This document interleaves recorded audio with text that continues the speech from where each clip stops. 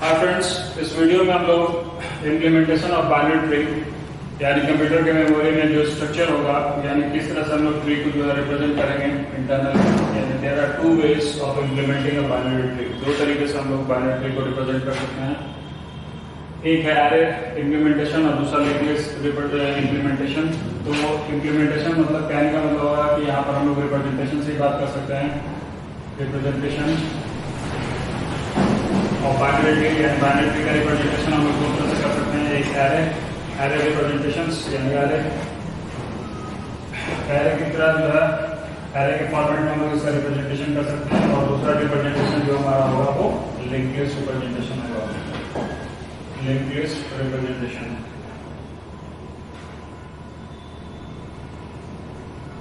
तो ये दो तरीके हैं। यानी रिप्रेजेंटेशन के हमारे पास दो तरीके हुए, एक वो एरे रिप्रेजेंटेशन और दूसरा लिंक्ड लिस्ट रिप्रेजेंटेशन। तो बाइनरी ट्री को हम लोग इसी में दो में चलेंगे। एरे से बेटर होगा हमारे पास लिंक्ड लिस्ट रिप्रेजेंटेशन। तो उसको जरा सा हम आपको समझा देते हैं कि लिंक्ड लिस्ट रिप्रेजेंटेशन कैसे होगा। तो हमारा हेडिंग दे रहे हैं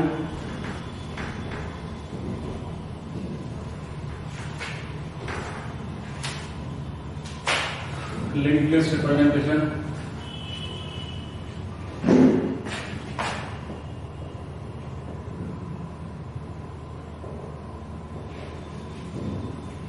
सपोज कीजिए कि हमारे पास एक बाइनरी ट्री है।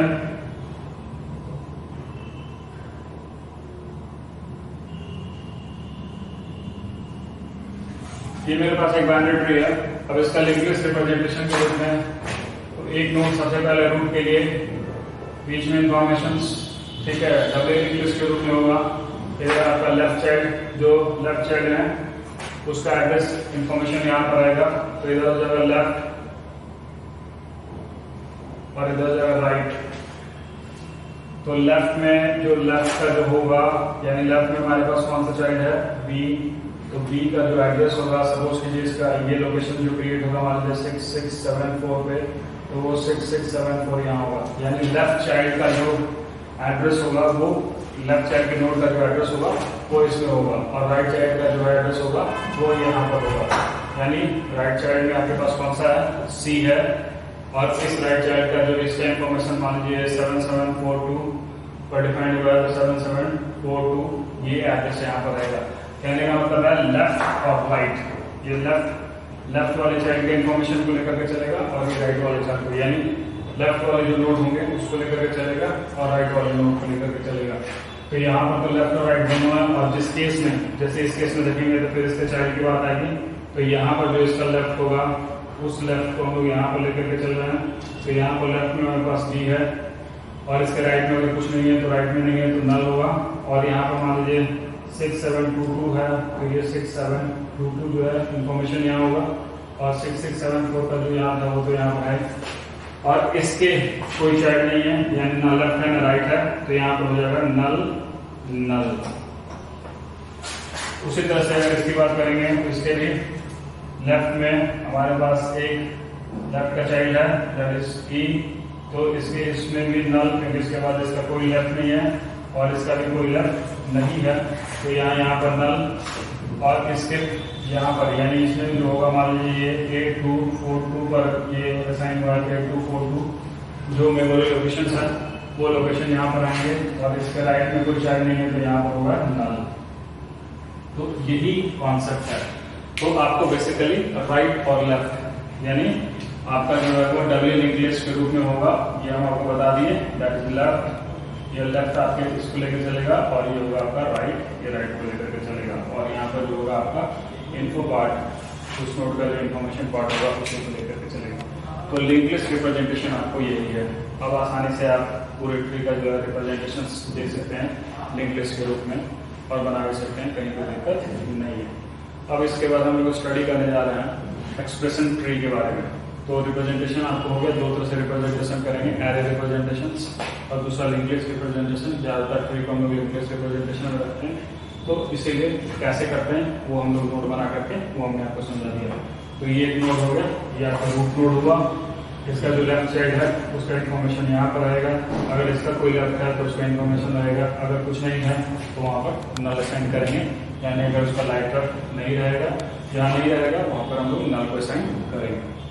ठीक है, तो हम लोग अब स्टडी करने जा रहे हैं एक्सप्रेशन 3 को। स्टूडेंट्स, अब हम लोग एक्सप्रेशन 3 को समझने की कोशिश करेंगे। तो हमने लिखा है कि we know that the binary trees are widely used to store algebraic expressions. जो भी हमारे पास अलजेब्रिक एक्सप्रेशंस होते हैं, जैसे सपोज कीजिए कि हमारे पास एक अलजेब्रिक एक्सप्रेशन है a प्लस b, ठीक है, मल्टीप्लिकेशन c माइनस d। अगर ये मेरे पास एक अलजेब्रिक एक्सप्रेशन है, तो इस अलजेब्रिक एक्सप्रेशंस को, ठीक है, रिप्रेजेंट करने के लिए, यानी इस अलजेब्रिक एक्सप्रेशन को डिफाइन करने के लिए हम लोग बाइनरी ट्री का सहारा लेते हैं। और वैसे बाइनरी ट्री, ठीक है, जो इस एक्सप्रेशंस को स्टोर करता है, अलजेब्रिक एक्सप्रेशंस को लेकर चलते हैं, वैसे ट्री को हम लोग एक्सप्रेशन ट्री के रूप में जानते हैं। तो एक्सप्रेशन ट्री के रूप में हम लोग जो कहते हैं वो यही है कि हमारा जो अलजेब्रिक एक्सप्रेशंस है उसको हम लोग इस ट्री के रूप में रिप्रेजेंट करने की कोशिश कर रहे हैं। जैसा आप ध्यान दीजिएगा कि इसमें कैसे हम लोग इसको रिप्रेजेंट करते हैं। एक तरीका तो ये है कि इस एक्सप्रेशंस को पहले कन्वर्ट कर लीजिए पोस्टफिक्स नोटेशंस में, और वैसे काम करते हैं। लेकिन हम डायरेक्टली इनफिक्स नोटेशंस में रख करके भी हम लोग इसको काम कर सकते हैं, तो और आसानी से हम लोग इसको समझ सकते हैं। तो जरा सा देखिएगा, सपोज कीजिए कि मेरे पास अगर यही एक्सप्रेशन रहता तो हम लोग इसको एक बाइनरी ट्री के रूप में कैसे कन्वर्ट करते हैं। तो हम जानते हैं कि सबसे पहले मेरा पैरेंथेसिस का काम होता है, और इसमें जो भी हमारा ऑपरेटर होगा, और ध्यान से समझिएगा, जितने भी इसमें ऑपरेटर होंगे वो सारे ऑपरेटर या तो रूट या फिर इनर नोड के रूप में होंगे। कोई भी ऑपरेटर मेरा एज अ लीफ नोड के रूप में नहीं रहेगा, और जितने भी हमारे पास ऑपरेंड हैं वो सारे ऑपरेंड लीफ नोड के रूप में रहते हैं। आ रही बात समझ में?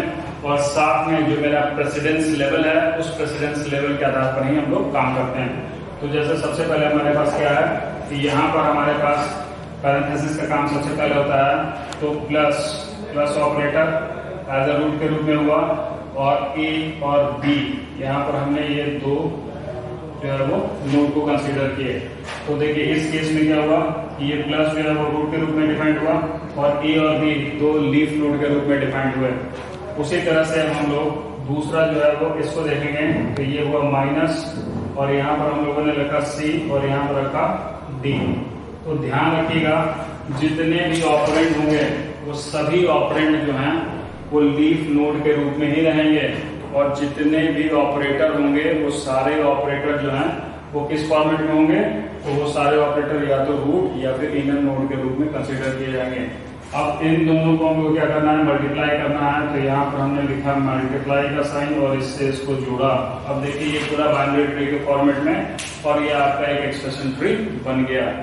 तो बहुत ही आसान है आपको बनाना और समझना। इसमें सिर्फ यही बात को रखिएगा, जितने भी ऑपरेंड होंगे वो सभी लीफ नोड में कंसीडर किए जाएंगे, और जितने भी आपके ऑपरेटर हैं वो सारे ऑपरेटर या तो लीफ नोड पर या फिर जो है वो सॉरी या तो वो रूट या फिर इनर नोड के रूप में कंसीडर किए जाएंगे। तो देखिए जो भी ऑपरेटर हैं वो सभी इनर नोड या फिर रूट के रूप में काम करें, और जितने भी आपके ऑपरेंड हैं वो सभी लीफ नोड पे काम किए।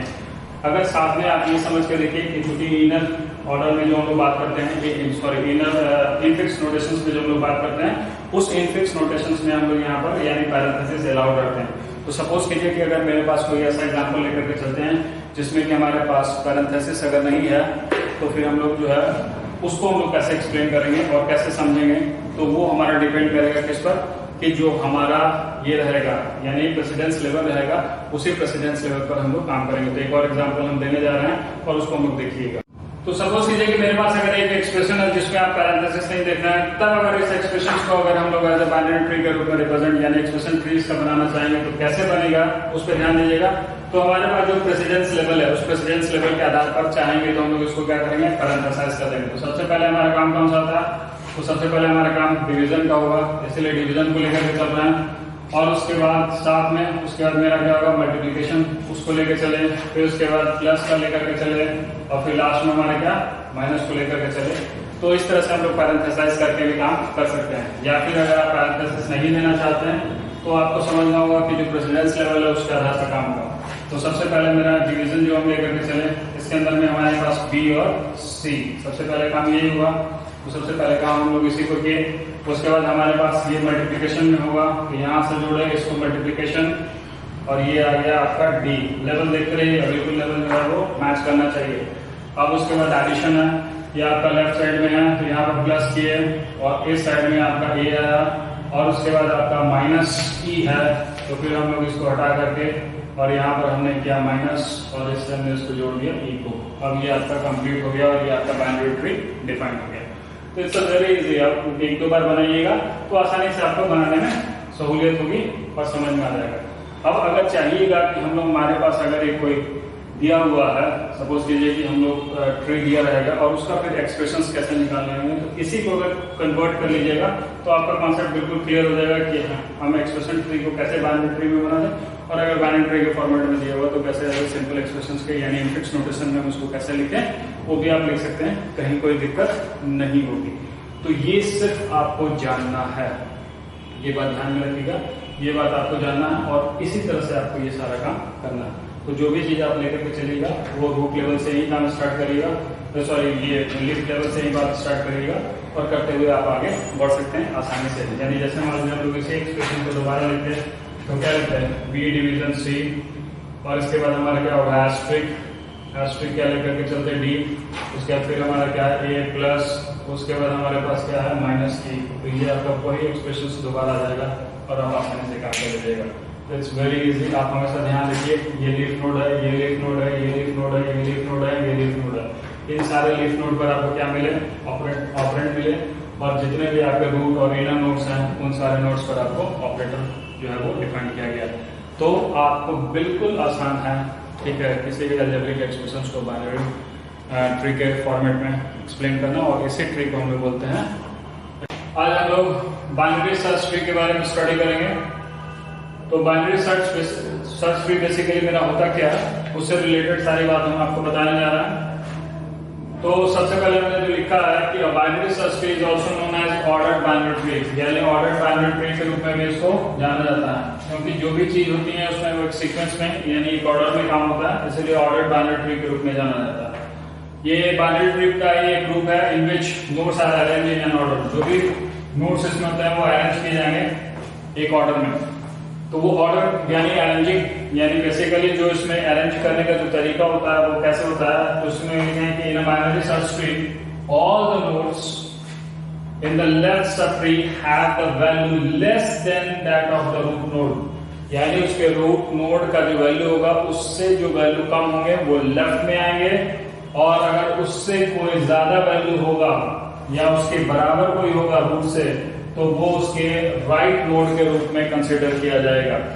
यानी जो भी वैल्यू रूट से अगर कम है तो वो लेफ्ट में शिफ्ट होंगे, और जो राइट में जो वैल्यू होगा या तो रूट के बराबर कोई वैल्यू है तो वो राइट में, या उसके बराबर या उससे बड़ा अगर वैल्यू है तो वो राइट में शिफ्ट होगा रूट के।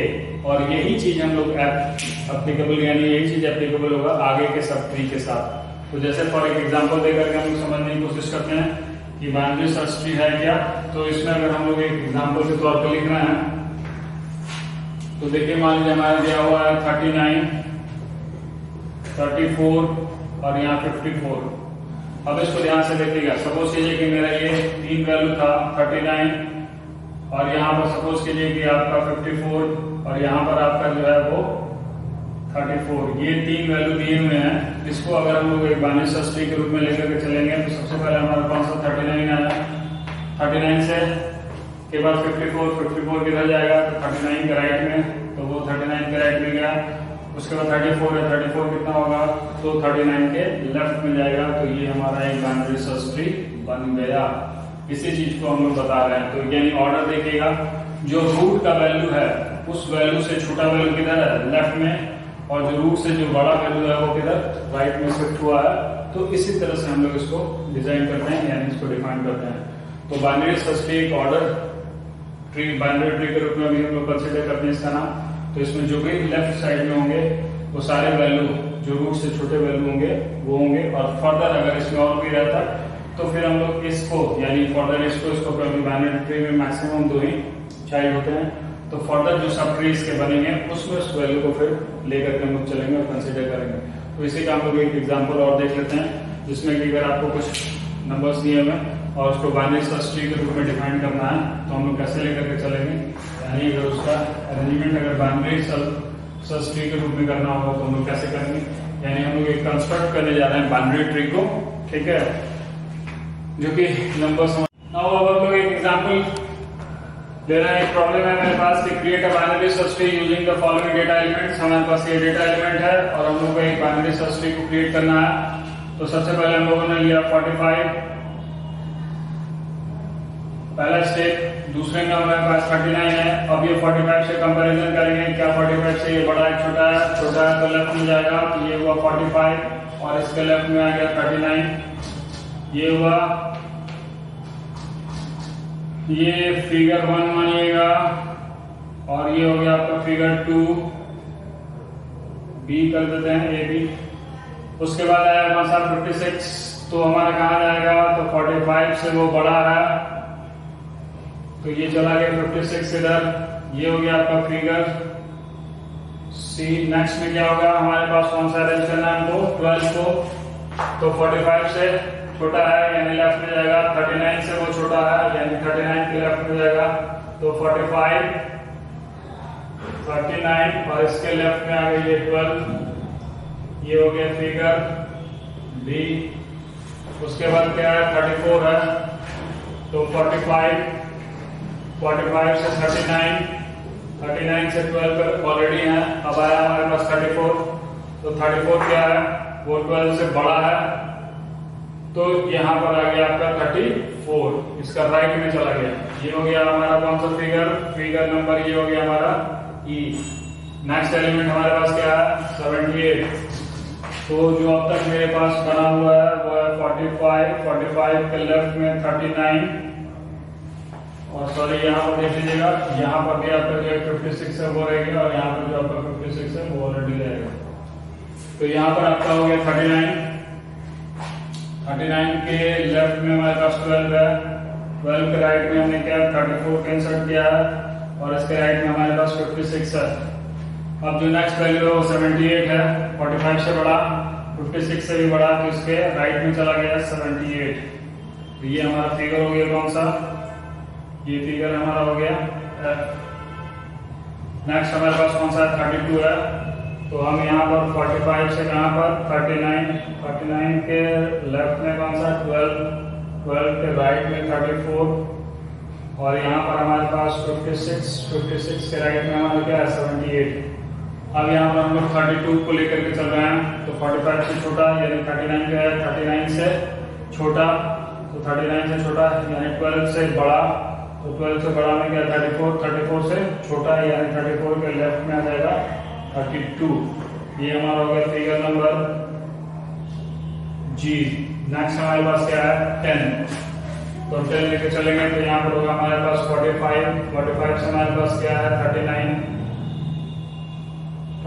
के राइट में जो 56 के राइट में 78 है, इसके लेफ्ट में 12 के राइट में 34 और इसके लेफ्ट में 32। अब हमारे पास कौन सा एलिमेंट है 89, तो यहाँ पर 89 गया तो इसके 78 के राइट में फिर ये 89 हो जाएगा क्योंकि 45 से बड़ा, 56 से बड़ा। तो एक एक सब चीज है उसके नीचे में फिर देखते चले जाएंगे और करते चले जाएंगे। तो ये हो गया फिगर एच। अब नेक्स्ट हमारे पास कौन सा करना है, तो हम इसी में आपको कंटिन्यू कर देते हैं। ये फिगर एच इसी में फिर बताते चले जा रहे हैं क्योंकि स्पेस थोड़ा कम है यहाँ पर। तो 89 होगा, 89 के बाद हमारे पास 54 है, तो 54 यानी क्या होगा 45 से बड़ा और 56 से छोटा, तो 56 से छोटा इसका मतलब फिर यहाँ पर हमारे पास एडजस्ट हो जाएगा, दैट इज 54। उसके बाद हमारा क्या है 67, तो हमारे पास 57 से 56 से बड़ा यानी 78 से छोटा, तो यानी यहाँ पर हो जाएगा हमारा 67 और लास्ट 81, तो यहाँ 89 से जो है वो छोटा है 81, तो वो 81 यहाँ पर एडजस्ट हुआ यानी इसके लेफ्ट में गया। तो ये आपका बाइनरी सर्च ट्री बन गया। तो जो वैल्यू बड़ा या छोटा है तो लेफ्ट में उसके जितने छोटे वैल्यू है वो लेफ्ट में आते चले गए हैं और राइट में। तो यहाँ से सबसे पहले हम देखेंगे ये रूट के अनुसार अगर हम देखेंगे तो इसके दो चाइल्ड तो वो 39 और 56। उसके बाद ये पूरे सब ट्री में चेक करेंगे तो ये एज रूट के रूप में काम करेगा। इस रूट के लेफ्ट में उसका छोटा वैल्यू है, बिल्कुल है। और अगर ये रूट जब कंसिडर करेंगे तो इसके लेफ्ट के राइट में देखेंगे तो 34 से बड़ा है तो बड़ा में है, तो इसी तरह से आप चेक करके कह सकते हैं कि ये हमारा जो है वो बाइनरी सर्च ट्री क्रिएट हो गया। तो यानी इसमें जो लेफ्ट में जो वैल्यू है वो रूट से छोटे वैल्यू होंगे और जो राइट में होंगे या तो रूट से वैल्यू के बराबर या फिर उससे बड़े वैल्यू को लेकर के चलेंगे, तब आपका बाइनरी सर्च ट्री क्रिएट होगा। तो इसीलिए बाइनरी सर्च ट्री को हम लोग ऑर्डर ट्री के रूप में जानते हैं। Thank you.